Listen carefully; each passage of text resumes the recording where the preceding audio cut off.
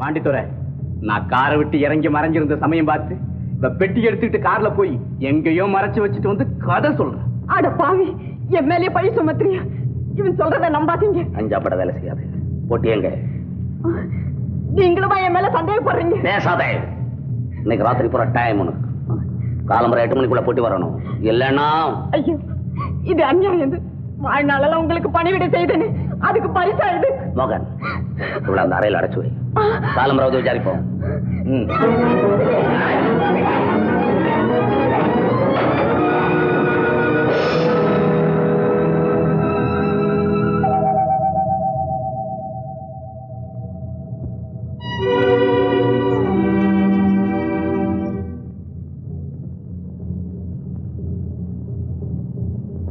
துப்பாக்கியை காட்டு.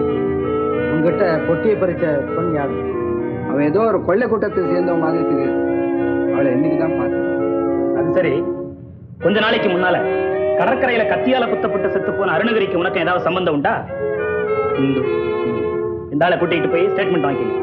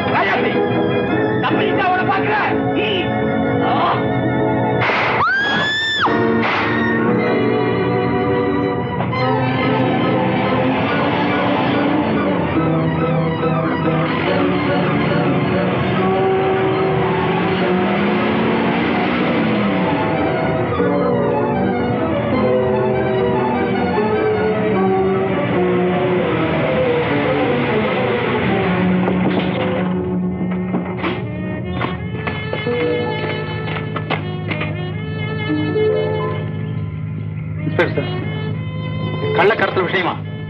கடற்கரை ஓரத்தை நான் ஒரு பெண்ணை பார்த்தேன்னு சொன்னேனே. ஆமா, அது இந்த பெண் தான். அப்படியா? அந்த பெண்ணா இது?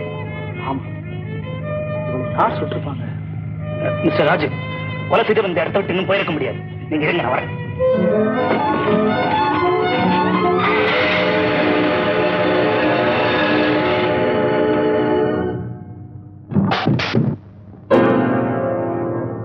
யாரது?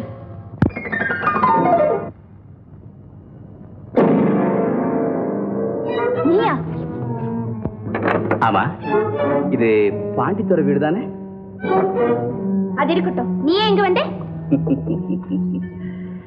நீ இங்கதான் இருக்கிறேன்னு தெரிஞ்சிருந்தா நான் எப்பவோ வந்திருப்பேன். மரியாதையா பேசு.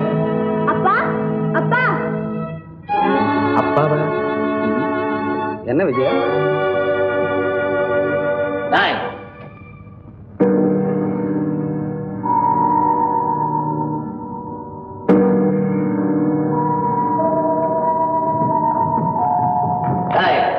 எங்க வந்த? அப்பா, இவ யாரு?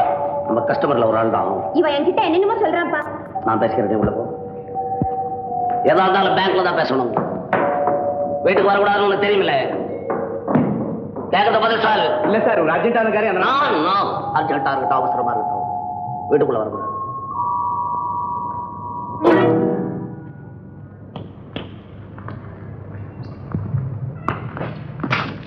யாரையும் நான் வீட்டுக்குள்ள விடலன்னு உனக்கு தெரியுமில்ல?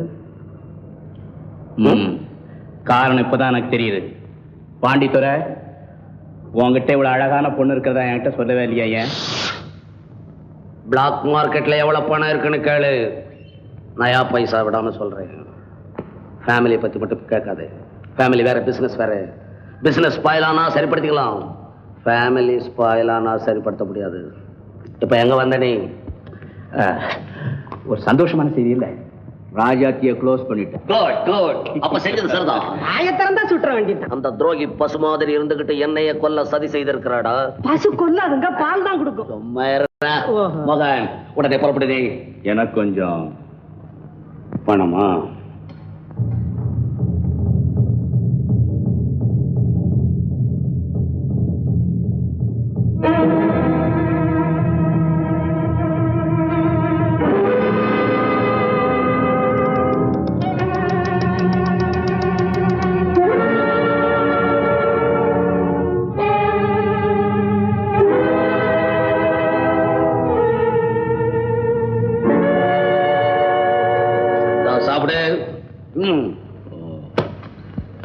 இந்த பாக்குறீங்க எல்லாம் காணா நோட்டு, கரன்சி நோட்டு.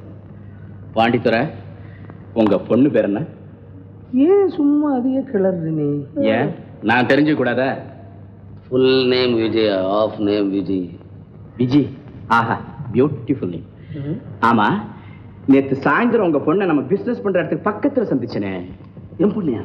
ஆமா, அது ஸ்மக்லிங் ஸ்பாட் ஆச்சே. அங்கெல்லாம் போக கூடாதே. மோகன், நீ பரப்பு. விஜயா, விஜயா, என்னப்பா? நேத்து சாயந்தரம் எங்க போயிருந்த நீ? பீச்சுக்கு போயிருந்தேன். பீச்சுக்கே போற? காத்து நல்ல காத்தான், ஆனா அங்க பொம்பளை கண்ட உடனே வாத்து மாதிரி உலாத்துவாங்க. அங்கெல்லாம் தனியா போக கூடாது. இனிமே நான் தனியா போகலையா? சரியா போகலையா? பின்ன யாரு கூட போன பேபி? ஏன் பேசாம நிக்கிற?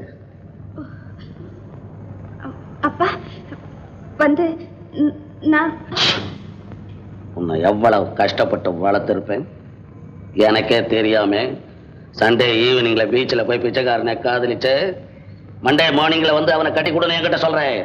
எனக்கு கோவம் தான் என்ன ஆகும் தெரியுமா? பாசு, கோச்சிக்கப்படாது. கொடி படறதுக்கு ஒரு மரம் வேணும். Family matter.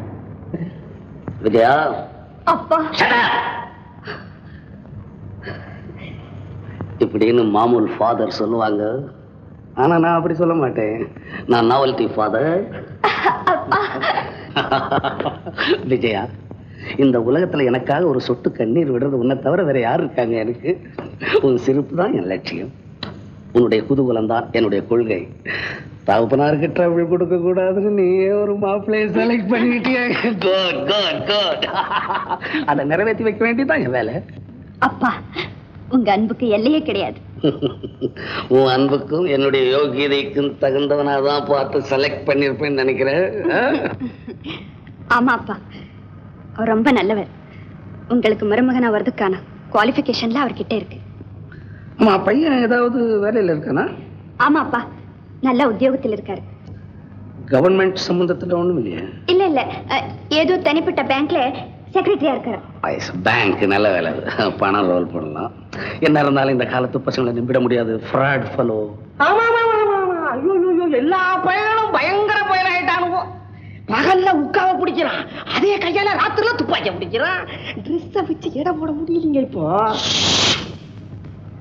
விஜயா, அப்போ அந்த பையன் அவன் குடும்பத்தை சேர்ந்தவங்க எல்லாத்தையும் இங்க வரவழி.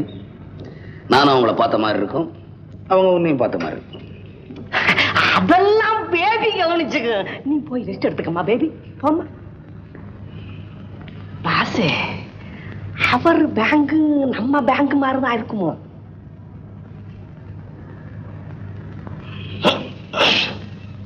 யோசனை வந்தாச்சு, இனி பேசப்படாது.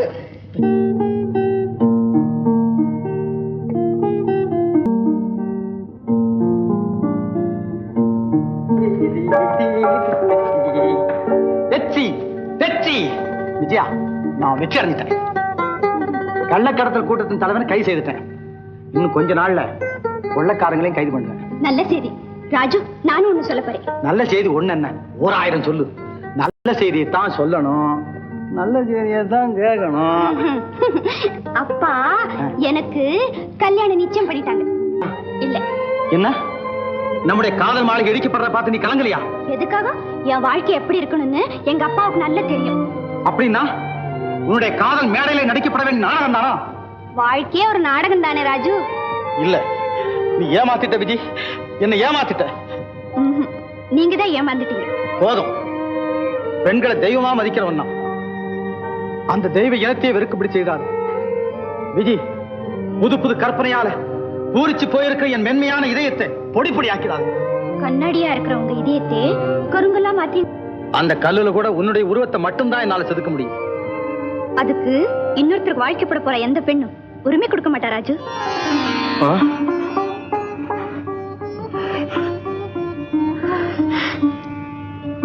உண்மைதான், உண்மைதான்.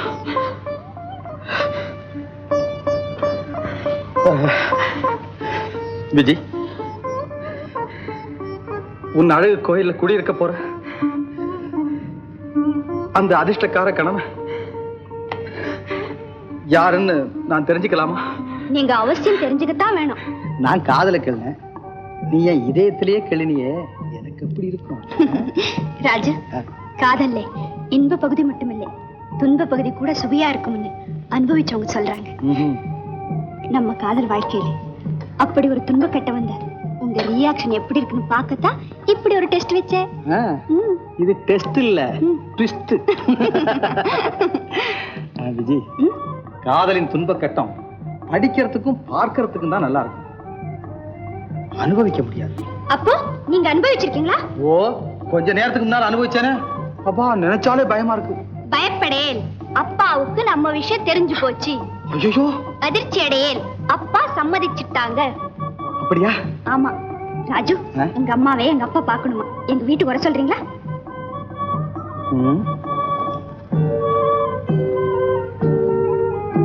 ஏன்? ஓஹோ, உங்க அம்மாவுக்கு என்ன பிடிக்குமோ பிடிக்காதோன்னு யோசிக்கிறீங்களா? அந்த கவலை உங்களுக்கு வேண்டாம். அருக்கு மாதிரி காஃபியை போட்டு கொடுத்து உங்க அம்மா கிட்ட நான் சர்டிபிகேட் வாங்கிடுவேன். அந்த டெக்னிக்கெல்லாம் எனக்கு நல்லா தெரியும். சாரி விஜி, எனக்கு அப்பா இல்லைங்கிறது உனக்கு தெரியுமில்ல? ஆமா. அப்பா இல்லாம அம்மா முதல்ல பொண்ணு பார்க்க வர சம்மதிக்கவே மாட்டாங்க. பரவாயில்ல, சும்மா வர சொல்லுங்க. இல்ல விஜி, எங்க அப்பா இறந்ததுக்கு அப்புறம் அம்மா இதுவரையிலும் எந்த மங்கள காரியத்திலும் பங்கெடுத்துக்கிட்டதே கிடையாது. பொதுவா கணவனை இழந்த பெண்களை பார்க்கறதே அவசகுணம்னு சொல்லுவாங்க. ஆனா நான் மட்டும் ஒவ்வொரு நாளும் விடிஞ்சதும் முதல்ல எங்க அம்மா முகத்துல தான் விழிக்கிறேன். அதனால்தான் எனக்கு வெற்றி மேல வெற்றி கிடைக்குது. எல்லாரும் சகுனம் பார்க்கறது வீட்டுக்கு வெளியே தானே தவிர வீட்டுக்கு உள்ள இல்ல, தெரியுமில்ல விஜி? என் தாய் தான் எனக்கு தெய்வம். தாய் சொல்ல தட்டவே மாட்டேன். கரெக்ட். அப்ப இப்படி செய்தா என்ன? எப்படி? எங்க அப்பா உங்க வீட்டுக்கு அனுப்பிச்சுட்டுமா? அப்படியே செய். இன்னைக்கு அனுப்பிட்டுமா? இப்பவே அனுப்பிடு, இதுக்கு மேல என்ன தாங்க முடியாதாமா. ஆசையப்பா.